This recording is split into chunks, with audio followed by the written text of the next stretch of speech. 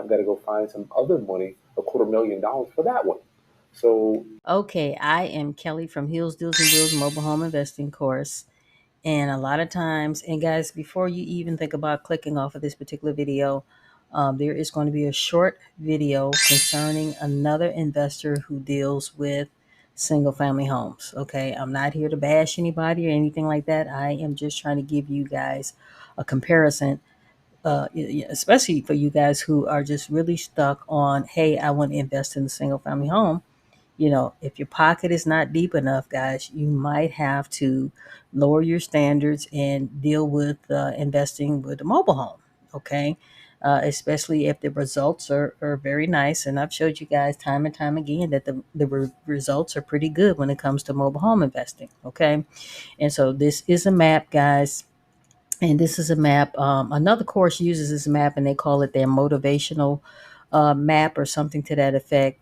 And I had this map recreated and I call it the total mobile home parks by state. And that's exactly what it is. Okay. And this is a very helpful tool because a lot of you will reach out to me and say, well, what's the best state to invest in?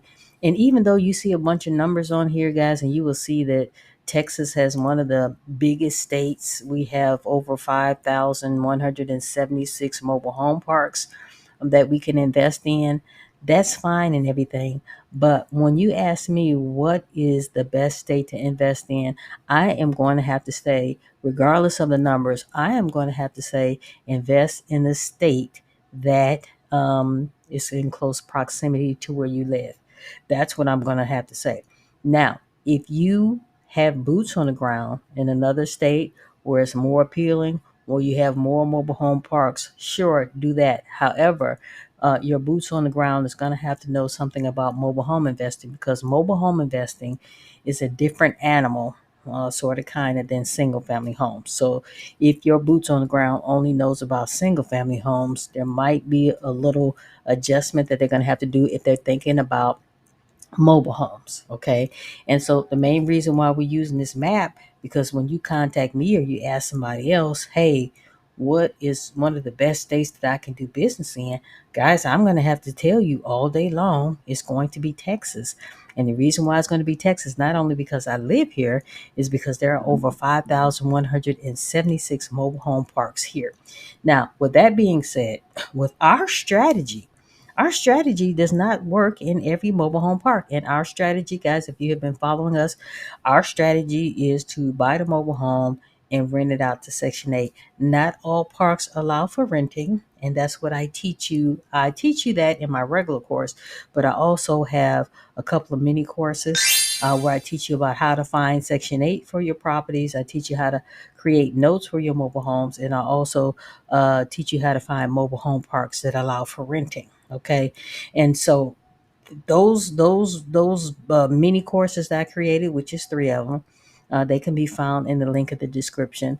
And also my regular course can also be found in the link of the description of this particular video. Now, also in the description is a free PDF, absolutely free, concerning how do you go about moving a mobile home, and that might benefit you as well. Would I recommend moving a mobile home on the very first time?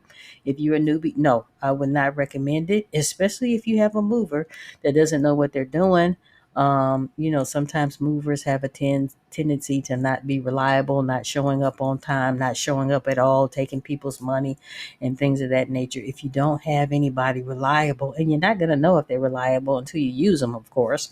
Word of mouth is always great, but sometimes, you have a mover that might do a great job over here, but then over here they, kind of lack. So that would just depend. So if you are trying to you have to figure out what your strategy is going to be, your exit strategy. And I just told you our exit strategy is to buy and hold these mobile homes and go ahead and rent them out. So yes, Texas works all day long for us. A lot of times people say, well, why don't you invest anywhere else? I don't need to invest anywhere else, guys. The numbers are here. Okay. I don't need to invest anywhere else. I just said it would behoove you to go ahead and invest in the state you live in. I live in the state of Texas. Me and my family, we live in the state of Texas. I do business with my brother Joe Harden. We do the business in the state of Texas. I don't need to invest anywhere else. Have I wholesaled other places? Yes, I have wholesaled other places. And you need to figure out what your exit strategy is going to be. Like I said, even though our exit strategy is buying the mobile homes and renting them out, this is not true for every park in the state of Texas. It's not true. Now, if you are living or trying to invest in another state where these single family homes are through the roof, and what do I mean by through the roof? They're very, very expensive. Then guess what? Then the mobile homes are going to be very, very expensive. And in those types of states, guys, you might really want to think about wholesaling in those states. Or if you don't want to wholesale, then buying the mobile home very low and then turn around and selling it higher. You can do that. Or you can turn around and flip the mobile home. However, if you're thinking about flipping the mobile home, I would hope that you would get the mobile home as low as possible. And then I hope you would not go over budget with your flip. And then after that, selling it to a end buyer for more money. That's what I hope your strategy would be in these states like California. And I, guys, if you watch any of my videos, I really talk bad about California because the prices of these single family homes are through the roof, making these mobile homes through the roof because people are saying, oh, okay, I can't afford a single family home, but I can go and afford this mobile home. And that's what's making the mobile homes, creep up higher and higher. Okay. The same holds true in the state of Florida. These mobile homes, cost the arm and a leg. So you might have to go to a couple of states over where you might have boots on the ground or where you might not mind traveling to. You might have to do that in order that your exit strategy works for you. Okay. So if you want to do a quick one-on-one 30-minute Zoom, guys, with me to see if my course is something that you're interested in, you can contact me at 800-974-5580. But I am going to show you a video, guys. I'm going to show you a video from Chris Haskins. Guys, if you have watched him, he's very big on YouTube. He's into the single family home real estate game. And a lot of people talking about, is mobile homes real estate? Yes. Mobile homes are real estate if they're fixated to the ground. Okay. If they're on their own personal land, they're fixated to the ground, they have been detitled, they are real estate. Okay. The only time that a mobile home is not real estate if a mobile home is inside of a park. Okay. And so if the mobile home is inside of a park, guys, it's not fixated to the ground, it's not detitled, it becomes personal property. So the good thing about personal property, if when it's time to repossess it, if you ever have to repossess it, it's going to be just as easy and just as quick as repossessing a car. Okay. And that's why we like mobile home investing, because it's quick and to the point. It's none of this long, drawn out type of situations. I've only heard of a couple of investors who said they had a little problem trying to evict somebody out of their homes. But we've only evicted somebody one time, and the second time, the park actually evicted the individual for not paying their lot rent. So we pretty much got our home back. We rinse and repeat, and then those two situations, we actually seller finance our properties out. Um, we did not rent the properties out because, case in point, I just told you, not every mobile home park in the state of Texas allows for renting. Okay. So I teach you that in my mini course. I teach you that in my regular course. The difference between the mini course and the regular course is, guys, you will have access to me in the regular course. The mini course, you will not have access to me. And I would hope that if you do the mini course, that you would have some kind of concept of mobile home investing. Okay. So don't go anywhere. We're going to watch this quick video. I sold this house a month ago, but on the day of closing, I get a text message saying the buyer is no longer qualified to buy the property. And so in today's video, I want to kind of outline what exactly happened. How is it possible that I can go from getting $370,000 in my pocket to getting nothing, zero, zip? How is it possible that the buyer's loan just completely blows up like an atom bomb, and now we have nothing? You're going to see what the house looks like now, and the stages are on the way to restage the property. It cost me $2,000. It's insane. I'm just sitting. So y'all, if you let me back up a little bit. Look at this. It's an empty house. No love. No love at all. So I'll show you some of the before when we had it staged. Nothing over there to look at. And then here's the kitchen. Oh, man, I'm just so pissed at this. Here's my kitchen looking real lonely. So the staging company is on the way to restage it, $2,000 more that I'm losing.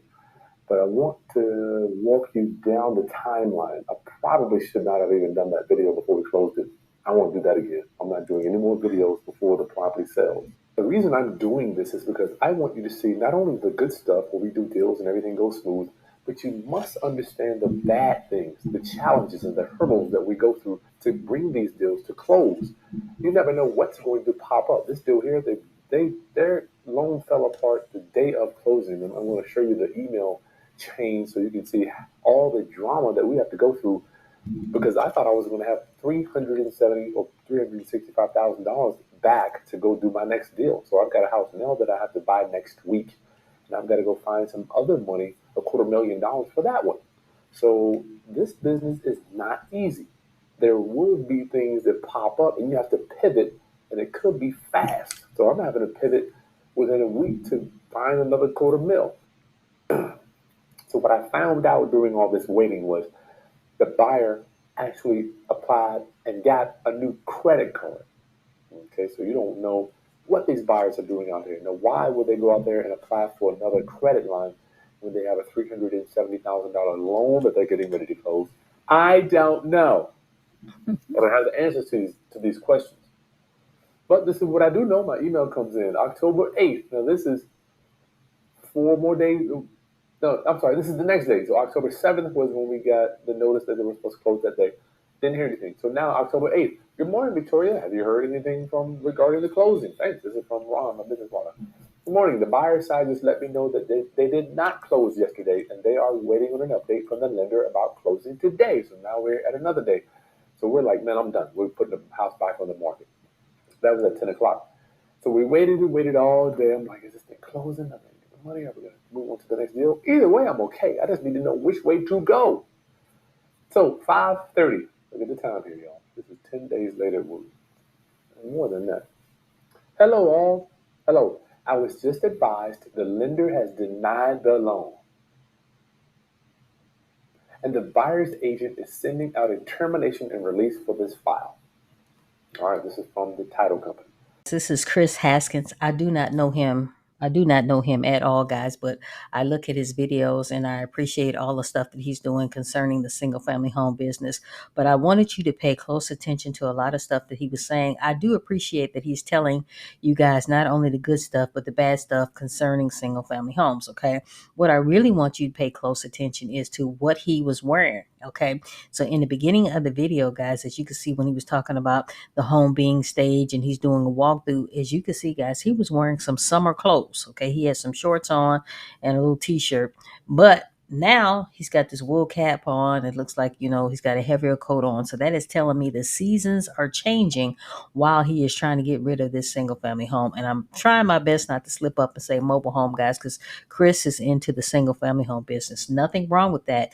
But I just want to tell you guys, and he pretty much said it in the video, but I just wanted to reiterate that, sometimes some bad stuff can happen in the single family home business. And if your pocket cannot handle it, guys, that's going to be a recipe for disaster. Okay. So then he says that, he was trying to sell the single family home for $370,000. That's beautiful and all. And because the seasons were changing, he went from some shorts to a skull cap and a jacket. That is telling me that the seasons has changed. It's been a couple of months or more since he's had that single family home. Who is paying the mortgage?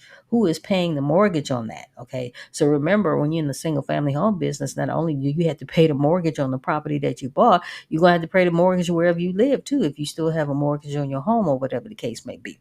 So that's another thing that you have to think about. Another thing that he said, and really like a light bulb went off, he started talking about staging. Okay. As you can see, he had the shorts on. He was showing you a walkthrough. He talking about staging the home. And then he said he thought the house was sold. And so he told the stagers, hey, come get your stuff.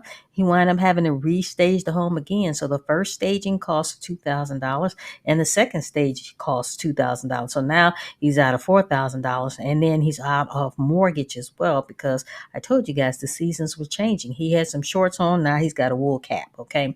And I really appreciate that Chris is telling you guys not only the good stuff, but the bad stuff. And I do the same thing, guys. I don't want you to think, oh my goodness, goodness, everything is all good with mobile home investing, that sometimes you don't come across a hurdle, because you will a time or two come across a hurdle. Okay. Another thing that he says is he keeps talking about a loan, a loan in the title company. Okay. In the mobile home business, guys, unless you hire a realtor, there's no need. There is no real need to get a title company. Now, if you hire a realtor, 9 times out of 10, the realtor is going to go through the title company. So you got to be very, very careful with that. We have yet to use a realtor except for one time, but that deal wound up falling through and we wind up selling the home on our own because, guys, we were actually seller financing this property out. In that situation, we actually had to go through a title company, but we never did seal the deal. We wind up canceling the contract that we had with the realtor, and we wind up moving that mobile home, and we moved that mobile home to a location where they allow for renting, because that particular part did not allow for renting. They only allowed for seller financing, or whoever purchased the mobile home had to live in there. So if somebody were to cash us out, they had to live in the mobile home. They couldn't rent it out. It couldn't be like investment property for anybody unless you're going to sell a financing. It wasn't for long-term rentals, that particular part. So he keeps talking about loans, loans, loans, guys. We purchased our mobile homes using cash back when we didn't know any better, using business lines of credit and business credit cards. All of our mobile homes are paid for. If you try to get a loan and you're in the mobile home business, guys, you try to get a loan for a used mobile home, guys, that's going to be an uphill freaking battle. Okay, it's going to be an uphill battle. So you got to be very, very careful with that technique. Sometimes you wait to try to get a loan and the mobile home is going to be gone, especially if the mobile home is priced fairly. Okay. And so one thing that he said that was similar to a situation that we had, the reason why these people were denied, because they ran out and got a credit card. Okay. They got a line of credit. I guess they were kind of like teetering on not being able to afford the single family home in the first place. And something similar happened to us. We were trying to sell a finance a property out. And, guys, I checked I dot my I's and crossed my T's, and their credit was sort of kind of like borderline. And I let the tenants know, hey, and I shouldn't call them tenants, guys. I let the end buyer know that, hey, your credit is a little bit on the shaky side, but we're going to go ahead and, go ahead and take that risk. The credit score was not quite what it needed to be. Whatever you guys do, if you don't listen to anything else that I say, you need to write down your criteria on what you will accept with the end buyer or what you will accept with a tenant, because you don't want that end buyer or that tenant to come along and then all of a sudden you're manipulating your numbers to accommodate them. Okay, write that down. How many years you want them to be on their job, how much money you want them to make.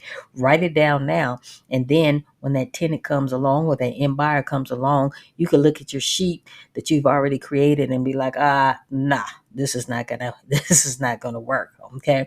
And as you can see, guys, Chris said that he needed another $250,000, okay, for the next deal. Guys, who has that type of money? Who has that type of money? Okay. So these tenants that I were telling you about, and I shouldn't call them tenants, I should call them end buyers. The credit score was not quite what we wanted. Everything was a little shaky. They did have a nice little work history or whatever the case may be. The day we were supposed to close on that particular mobile home, guess what happened? The end buyers drive up in a brand new truck with the paper tag on it, blasting music. And when they stopped, I said, hey, and in the state of Texas, guys, they write your last name on the paper plate. I said, hey, is that your truck? Oh, they were so proud. Oh, yeah, that's my truck. So now you have introduced a car payment. Your credit was already a little shaky. Your work history was fine. Now you're in a brand new truck. And so based off of that, I told them, you guys, your stuff was shaky out the gate and you will not be able to afford this mobile home. And so we told them we could not take the risk. We could not take the risk because it was already shaky, guys. They were so disappointed. And then they said, we'll take the truck back. Guys, I'm not fool. I'm not falling for that crap. I'm not falling for that. No. So we decided against it. And I can kind of relate to what Chris is talking about when he said these people ran out and got a credit card. Why would you run out and get a credit card knowing that you have a loan that, it's about 370,000? Okay. Why would you? It just doesn't make any sense. Okay. So what I'm telling you guys, that in mobile home, guys, in mobile home investing, you're not going to be out of $370,000. Hopefully. If you out of $370,000, guys, you have done something totally wrong. Okay, you're not going to be needing $250,000 to go on to your next deal. Okay, depending upon where you do business. Like I said, these more expensive states, California, Florida, things get a little pricey there. But in these southern states, Texas, Georgia, North Carolina, things are not as pricey as they are, in other states. So it would behoove you to try to, if you're not living in one of those states, guys, and I showed you the map, if you're not living in one of those states, then it would behoove you to try to find boots on the ground in those states so you can invest. You can invest in those states, and you can make your, dreams come true to be a real estate investor, because that's what mobile homes is really all about. It's about investing in real estate.